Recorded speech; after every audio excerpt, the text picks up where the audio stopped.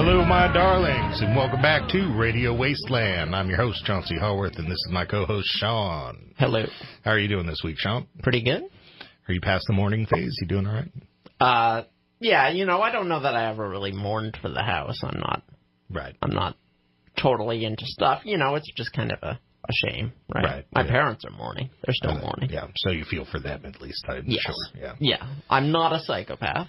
Right. Contrary to what the rumors. Right. You're a functioning sociopath? No. Okay. Isn't that what Sherlock says he is? Yeah, he says he's a high-functioning sociopath, which is three things that I'm not.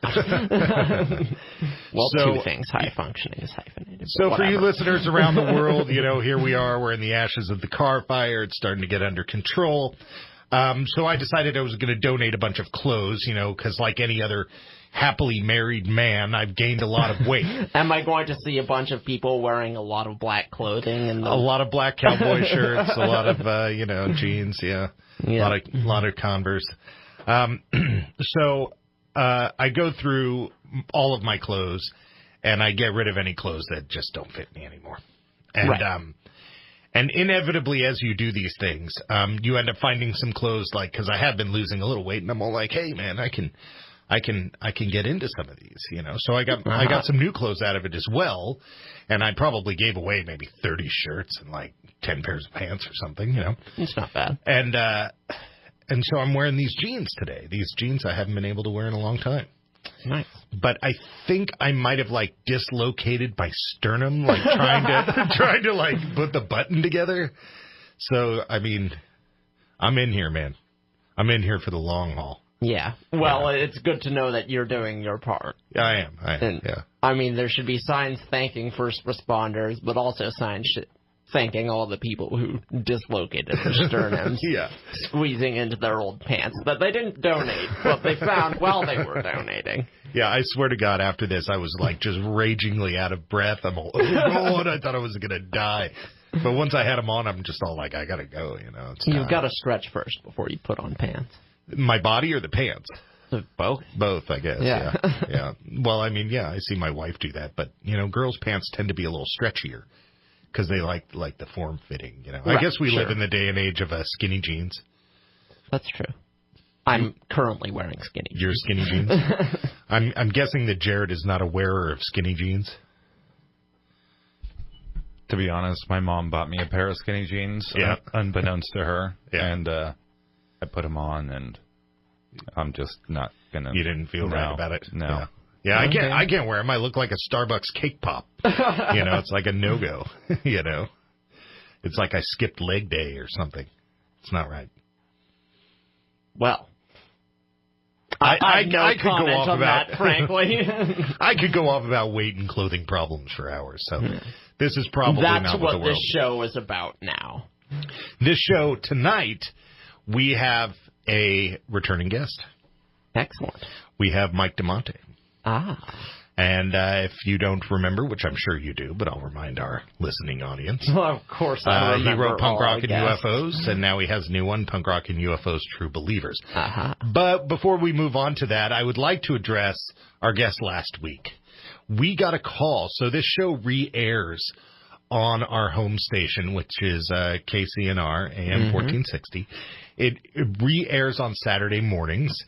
And we got a call in of some guy who was irritated because the story that this guy was telling our guest last week, about how the world would come to an end, right?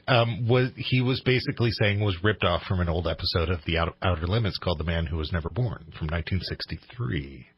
Which, reading a synopsis of that episode, is fair. It was pretty accurate. Yeah. I mean, we'll plead no contest to that particular angry caller. Right. And I like to go into these shows with a little bit of research on our guests. But I don't necessarily,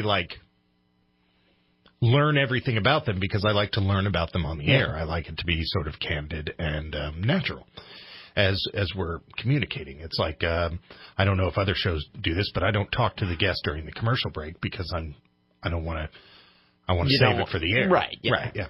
And so we both get home and we watch this video, and your message to me just cracked me up because you're just all like, what? When you saw the video. Well, the video was just so obviously... I don't understand how a functional, rational adult could be taken in by that video. I just don't. Right, yeah. Well, we live in that day and age, it's like, do you ever see Alien Autopsy or any of that stuff? No. Yeah. Yeah, well, we're sort of, this digital age has put us past, it's like, the Blair Witch was really quite an amazing marketing thing when it came out. When the Blair Witch came out, people actually believed that stuff was real. And one of the reasons why is the producers of the film, a year before they even filmed it, went to the town of Burkittsville and put up missing posters of all of the people, and they had a website going for like a year and a half prior to the thing even. They actually put a ton of sort of effort into it. And Fargo, too. Fargo is not actually a true story. Fargo just pretended it was a true story, but we sort of live past this now, and I have to agree, when I watched that video... and the War of the Worlds, to go back even further. Yeah. Yeah. People believe that because it was on the radio. Right, but that was an accident on Orson Welles' part. That's fair, but it's still a little surprising that people were like, oh, dang, I guess there's aliens. Right. Curses. So, yeah, I watched the video, too, and I'm just all, I don't think so. Yeah, but, we had a flat earther on here. I don't find a lot of our guests particularly persuasive, but I think 99% of them believe wholeheartedly in what they're telling us. Yeah, and so that's interesting, right? Right. Do you think our guest was telling us the truth, or do you think our guest was... I don't think our guest was making something up for purposes of manipulating people. You think he was just... I think he believed what he was saying. I just am like, how? And you said you actually researched this video and you know the production company.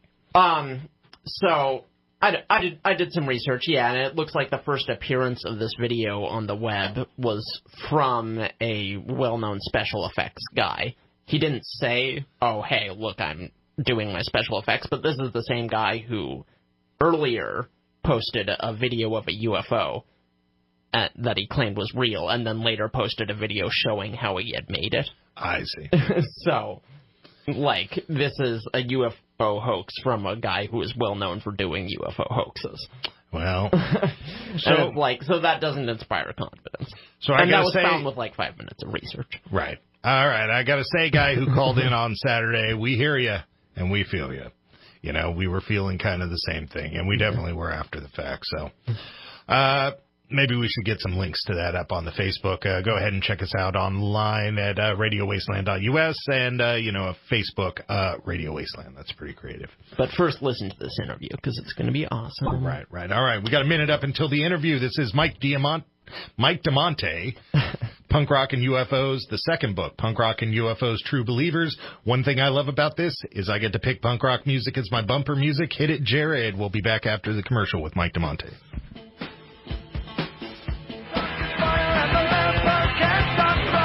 All right, welcome back to Radio Wasteland and our guest, Mike Damante. Welcome back, Mike. Thank you. Thanks again for having me. And great song to lead in. Yeah. One of my chapters is named after that. So. Oh, is it? Yeah, I haven't had a chance to read the book, but it seemed very fitting when I was going through picking my bumper music for this episode. Well, with the mind meld that you two have after the last show. Yeah. Yeah. There you go. Yeah, because that's two of my favorite things right there, punk rock and UFOs. Right. So it's in that order. Right. It is in that order. Yeah. So, how are things going for you, Mike? Things are going well. Just been busy with the book coming out at the end of July. There's a few hiccups in terms of production. All the pre-orders sold out, which I think is a good thing. It is a good thing. But also the distributors didn't refill them the day the book came out. So anyone who pre-ordered them was good, but then for about a week, Amazon and Barnes & Noble, it was out. So luckily, that's taken care of now. But just in the meantime, I was doing a lot of podcasts and radio and shows leading up to the promotion of it as well. But yeah, other than that, reception's been good. I'm just glad it's out. And, the process was, I wrote the book, shortly after I wrote the first one. And, there's talks, amongst a few, publishing companies in the UFO field. But then my first publisher expressed interest in putting it out again. And they're like, oh yeah, we want to put it out at the end of the month. Is it done? And I'm like, yes. Can we get it out by the end of the month? Sure. But yeah, that was a grind, and we got it out on time. Well, before we move on to the new book, maybe we should quickly run down the original book. So this new book is called Punk Rock and UFOs, True Believers. The original book was called Punk Rock and UFOs. I don't have it in front of me. Cryptozoology meets Anarchy. All right, I did have it in my head. So run down the first book for us real quick, if you could. So the first book, basically it looked at, the cryptozoology and ufology as an underdog science. And that's kind of the parallel I make with punk rock. Not necessarily, punk rock music per se, but the kind of the rebellious nature, what we choose to believe and what we choose to rebel against. Absolutely. So the first book was kind of centered around that idea. It also had some theories in it as well. The new book, Punk Rock and UFOs, True Believers, it's a combination of more research-based writing, and it still has some theories in it as well. But also, it's kind of like a call to arms to the UFO community, as well as maybe somebody who's just reading this stuff for the first time, just to try to get them engaged in the subject. Yeah, so I guess we might be jumping the gun with this, but why is it that you think that the world? It's like you meet so many people who feel that they have had UFO experiences, even outside of people who think they got some weird chunk of metal in their face or that they've been abducted and probed by aliens. We're talking just like even people I know who've been out camping and they say, man, I saw some stuff. I saw that you were on Somewhere in the Skies with Ryan Sprague, and Ryan's initial UFO story was just about camping and seeing some lights pass over him. Why do we know so many people who have had these experiences, yet the idea seems to be so laughable? It's funny because so many people, like you said, have seen something. And, I was interviewing Jeffrey Kreipel. He's a professor of religious studies. I interviewed him for the book, and one of the quotes he gave me was, these experiences are as common as water.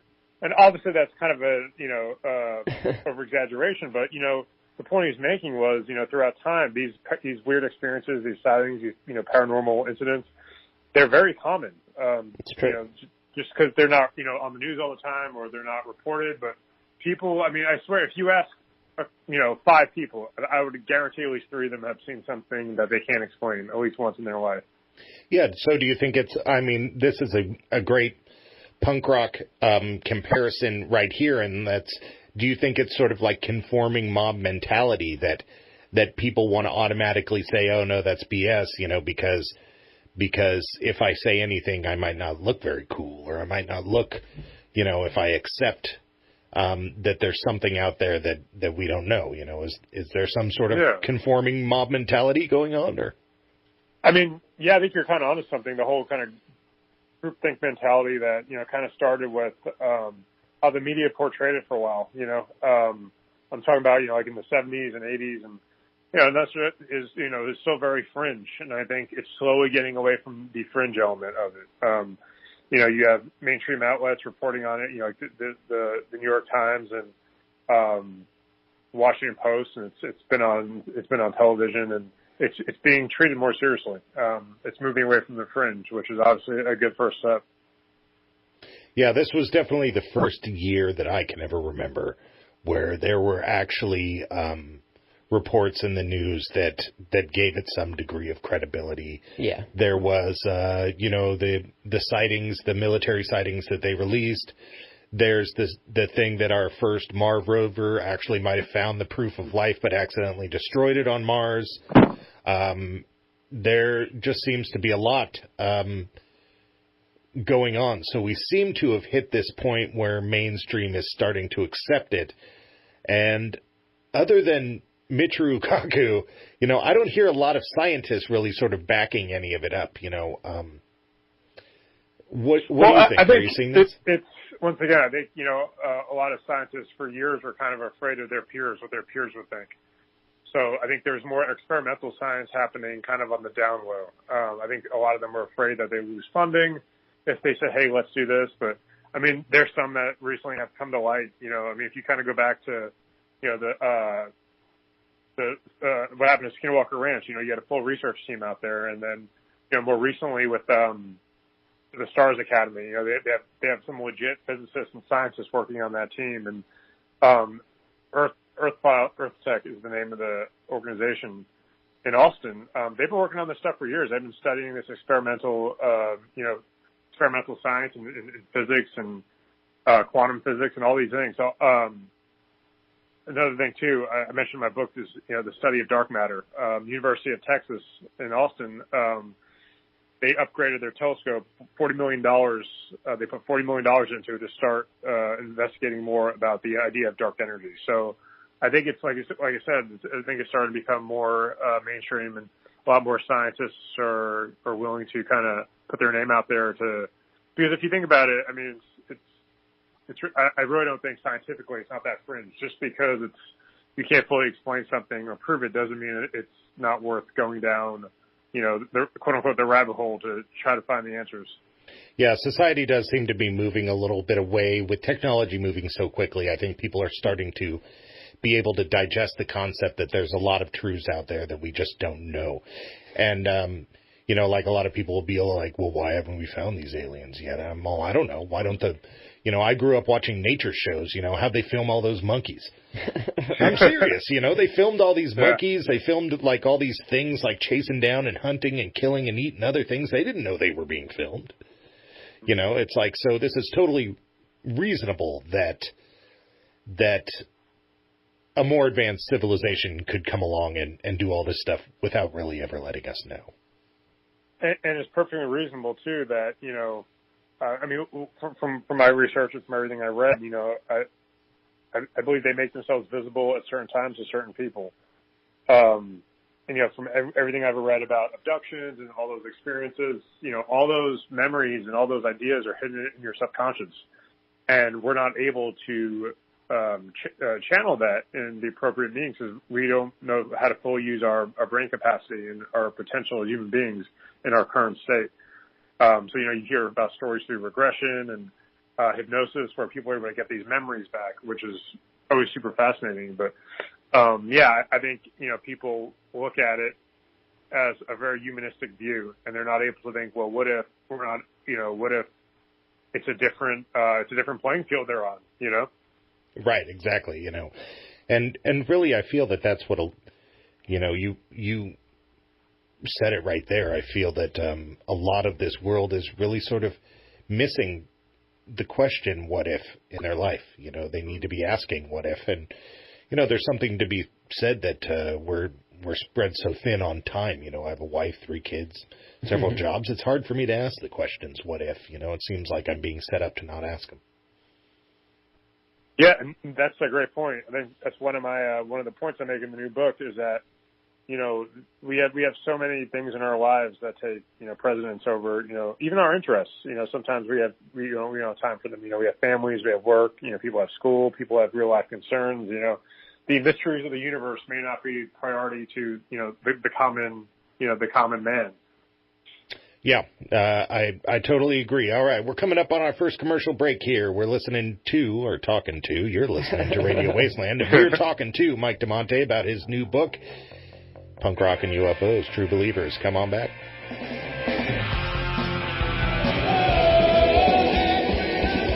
All right, welcome back to Radio Wasteland, and we're talking to Mike Damante about his new book, Punk Rock and UFOs, True Believers, the follow-up and UFOs, Cryptozoology meets Anarchy versus meets.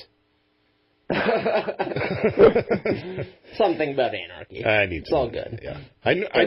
I'm normally such a big fan of this stuff that I do this stuff on the fly with no notes. So it's like, throw me a bone. Okay. All right. So, Mike, this new book you say is definitely more more researched. So would that mean that the last one was maybe a little more of a sociological essay, and this new one is definitely more research statistics, or what did you mean by that? I would say research in terms of statistically. I would just say I reached out, interviewed more people, got different perspectives. Mm-hmm. The first one was just kind of more what I thought. I see. This one is more kind of what other people believe and think. And I was able to get a lot of contributions from not only people in the UFO field, but through pop culture, through academia. So I pulled from a lot of different pools, per se, for quotes and for perspectives, because, part of the book being, called True Believers is, I wanted to involve other people who were, involved in the field as well. Their perspectives are part of the project too. Right. So did you find that a lot of people, well, I guess I want to ask this first. How prevalent is punk rock in the UFO field? Or did you find a lot of people going, what? Once again, it's more the kind of attitude behind it. No, I get that. But when you bring them the concept, did you have a lot of people like going like, hey, I'm a punk fan, or a lot of people kind of going like, I'm not even sure what that is? Well, it's funny. A lot of people, when they kind of get the brand, you can say, they're kind of like, oh, that's cool, I get it. And then they'll bring up a band, or, I've been on other shows too where they're like, oh, I love punk rock music. And one of the shows I was on, the Other Side podcast, the guy who does it, he has a band. And they play all types of music, and they have like a song recorded for every show they do. Oh, really? And they had me on recently. Step up your game, Chauncey. Yeah, definitely. Yeah. They had a really cool punk rock song they wrote. It was just basically about belief. It really wasn't about UFOs or, paranormal. It was mostly just about belief, and it went really well. But no, I mean, there's definitely some parallels, obviously, between, punk rock and UFOs that go just beyond just kind of the book. Amy Dumas, who's a professional, former WWE professional wrestler, Lita, she used to play in a punk rock band. She made her own DIY UFO show that was on the internet for a while.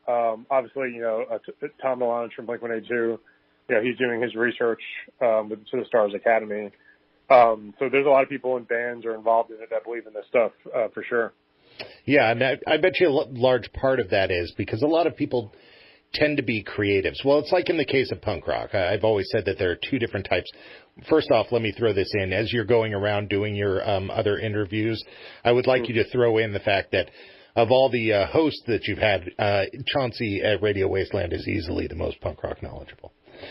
Yes. That's my request. And you better say that, because we got a while to go before this interview's over, and it could go a whole different turn, man. I'll name the songs you play, too. All right. I think that it's probably not uncommon. So in the case of punk rockers, I've always said that there were two different types of punk rockers. There's the guys who want to chug beer and go mess stuff up, and then there's the DIY guys, the guys who basically are putting on the shows and doing all the stuff, And I think that's the case also with ufology, that we have two different types of people. There tends to be these sort of hardcore analytical nuts and bolts researchers, and then these creatives, creatives that are comfortable asking the question, what if, on a regular basis. And so I'm not surprised that a lot of creative, artistic people, musicians and stuff like that are really involved in this stuff, because those are probably the people who are most apt to ask those questions. Yeah, that's a really great point, especially the kind of, we're talking about ufology, how there's kind of two types of people in punk rock, and you can say that too, there's, two types of people in ufology. You have, like you said, the very analytical nuts and bolts, and you have the people who want to ask the questions. But, the thing with the people who are involved in ufology, it's come to the point where there's like, there's open-minded people that are like, what if? And then there's some people that are just so rigid, it's hard to ever get, like, let me rephrase this. It's good to be skeptical, right? It's always good to question everything. Right. But you have people that are just involved in this field that are just so, I don't know, jaded, or just that they don't believe anything, Right. Unless a UFO flies in their house, or unless, you know what I mean? Yeah, but why are they involved? You know, it makes you question their motives, I guess. That's a great question. I think a lot of them are just very spoiled. Like, nothing's good enough. They want full disclosure, you know, or nothing's good enough, or, you know, they want all the facts that, you know, may not be out yet. Like, they're very, very impatient. So what do you think of disclosure? You know, a big part of my questioning that I always ask when it comes to UFOs is, like, I'm very curious about what the intent is. You know, why are they even coming here and stuff like this? I realize this is conjecture and we're doing some guesswork here, but, you know, what do you think of disclosure, and what do you think of why they would even be coming here? So a lot of people kind of think that, you know, if the truth came out, you know, our religious institutions would fall apart and people would revolt in the streets because, oh, we've been lied to this whole time. And I don't know if I fully buy that. I mean, I know it definitely be kind of a blow to the ego of our history, but, I mean, one of the things, the points I make in the new book is, you know, disclosure really doesn't mean much if people don't care. You know, like I said, you know, the Pentagon UFO story was, you know, headline news, you know, it was front page news, and, you know, you had a few people asking about it, you know, hey, I saw this, you know, what do you think about this? But, you know, it still wasn't some earth shattering thing like you would think. In terms of the second question, why do I think they're here, or they come visit? Yeah, I'm always curious about the intent, you know, like, as researchers go about this stuff and they interview people, they tend to, you know, pick up on some ideas about what's the intent of the aliens. Why would they even come here? I don't think their intent is negative or dangerous. What I believe is, you know, I kind of buy into a lot of not all of it, but a lot of the basis of the ancient astronaut theory, that they've always been here through, whether it's through channeling or through direct contact or visitations. I think they've kind of held our hand kind of through time and, you know, developing our societies. And I think it's come to the point where we as society is so developed now, it's just kind of more of a checking in on us to make sure we don't blow up the world with nuclear bombs. So kind of like down the lines of 2001 or Childhood's End, where they're basically where they're invested in our development and sort of spreading life like we're sea monkeys. Yeah, exactly. Like, there's a theory called the Fermi paradox. It's basically, it's like we're a zoo. Earth is a zoo, and, you know, you have all these other races and all these other universes kind of looking in on us, which is always really fascinating to me, that idea, because us as humans, you know, we think, you know, we're the only beings out there, and, you know, we're the strongest and the smartest, and, you know, what if we were just like monkeys in the zoo? Right. Oh, God, the idea that our entire planet is basically intergalactic Jersey Shore really disturbs me. But it would make a lot of sense. It would. It would explain a lot. You know. Yeah, I mean, maybe they're coming here to instigate some problems because ratings are dropping. They just shake the cage every now and then. Right, yeah, totally. That's funny. That's funny. So, your book, you sold out on your pre-orders. That is absolutely awesome. Yeah, I don't know how much they ordered, but that's still, I'll find out eventually. But yeah, that's on the surface, that sounds good. And what about the last book? Was it well received by the community?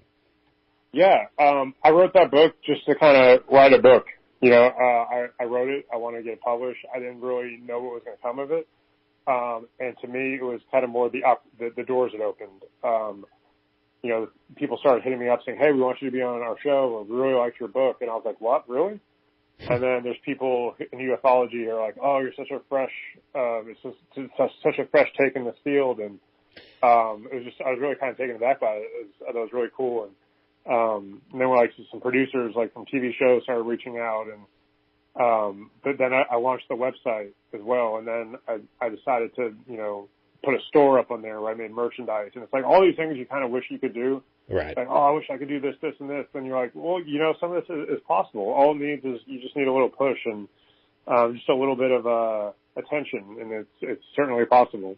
Well, we're definitely glad you did it. We're coming up on the next commercial break. You're listening to Mike Damante here on Radio Wasteland. Come on back. All right, welcome back to Radio Wasteland and our guest, Mike Damante. We are talking about his book, Punk Rock and UFOs, True Believers, the follow-up to his previous book, Punk Rock and UFOs, Cryptozoology meets Anarchy. Got it. Nice. Got it. All right. So,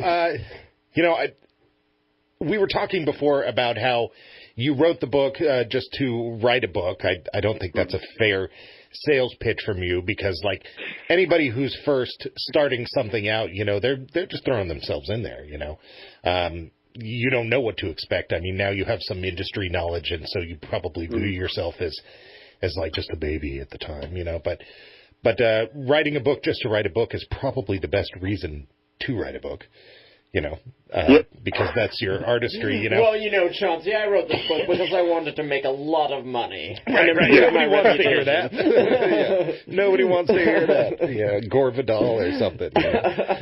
All right, so go ahead.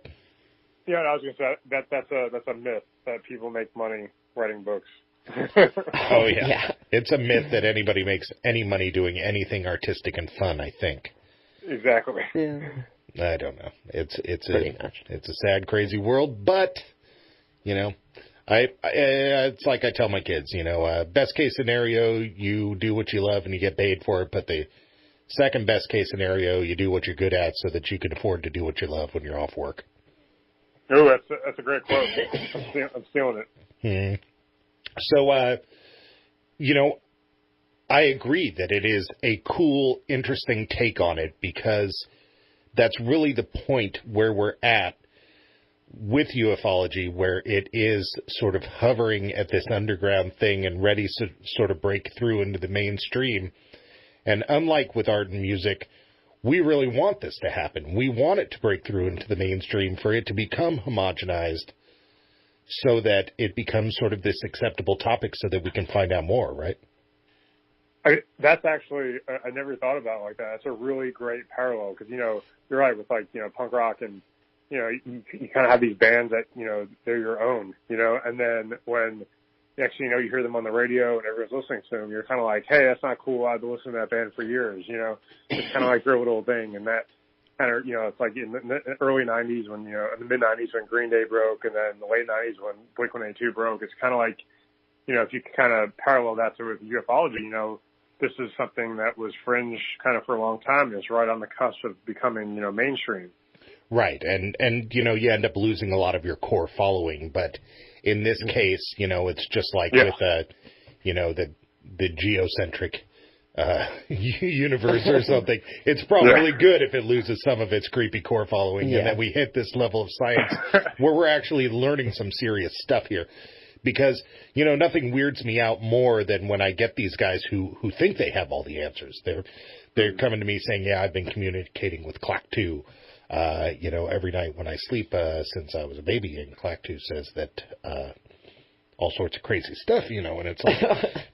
and while I find it interesting, I also, find it hard to get behind. Yeah. So what's next for you? Or are you even to the point of thinking of that? So, like I said, I still continue the research with the website, punkrockandufos.com, which is kind of a combination of real research with the reported sightings, interviewing people, also more featurey, fun stuff, reviews of books and movies, commentary, like blog posts. So the website's a little bit of everything, as well. So it's an extension kind of the books. So that's kind of something I'm continuously doing. You're hoping to grow the website maybe into more of a community with not only input by you, but sort of news and community input. Is that what you're saying? I mean, I think that'd be great if I could grow it where I'm not the only one, writing on it. Mm-hmm. Like I've had offers to write full time on other sites as well. It's just hard to kind of find the time for punkrockandufos.com, let alone multiple sites. But I have some other books that are in the works. Some of them about this topic, some of them about other stuff. I've been trying to get this one out for a while. I wrote a book about kind of the rise of the emo pop punk scene that I'm waiting to publish. Then I have a fiction Bigfoot story as well, and then some other things. And eventually one day, Punk Rock and UFOs 3. Everything's better when it's a trilogy. Given the current pop culture and news, I have to ask, is it Bigfoot erotica? No. Okay. It's funny. Everyone. Dang it. You know, that's kind of in the news now. Right. I forgot who it was. It was Senator or something. Some senator guy. Yeah. And we're all rejoicing. Years ago, my friend bought me a book on that as a joke for Christmas or for my birthday. And I have it somewhere. It's the weirdest thing because, like, this stuff exists. Have you checked under your mattress?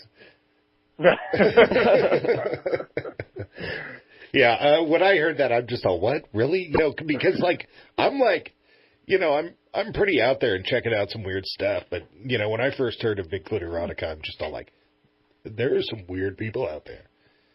That's that's probably not even the worst thing about that person, too. There's probably, like, way worse stuff. He's running to be a senator.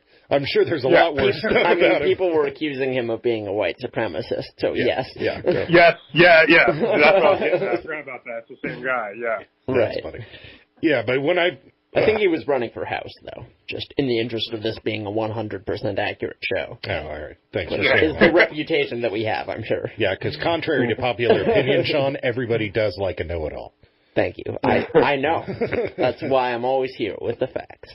All right, Mike, we're here at the end of the show. Can you tell our audience a little bit more about where they can find out about your book and you, of course, your website we just discussed, but hit us with that.com again. And where can they get your book? It's on Amazon.com. It's also available in digital formats like Kindle and iTunes as well. And there's links on the website on punkrockandufos.com. There's a tab that says buy the book, and also on the about, there's like an about tab you can click on and read more about kind of myself, my history. Previously, before I was an author, I was a journalist full time at the Houston Chronicle, and some of the bands I interviewed. I mentioned that, and there's also links to shows I've done as well, just like this one. So yeah, punkrockandufos.com is where to go. Sounds great. You know, we really enjoy having you on here. It's always a lot of fun. You know, it's fun to be able to talk music. But personally, I'm also a horror movie fan. So it's like anytime I get a chance to talk music or just pop culture or pop culture in general. You know, I'm always happy to have it, you know. So, I don't know.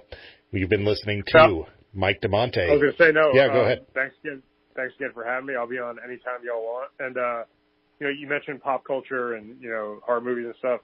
You'll really like the book because it tackles mythology, religion, and pop culture, ufology. It kind of pulls from a lot of different areas. So I think it has something for everyone. Sounds good. And, yeah, you got me sold. I'm buying a copy. All right. Awesome. You've been listening to Mike Damante here on Radio Wasteland. Thanks for checking us out. Thank you, guys. Good night.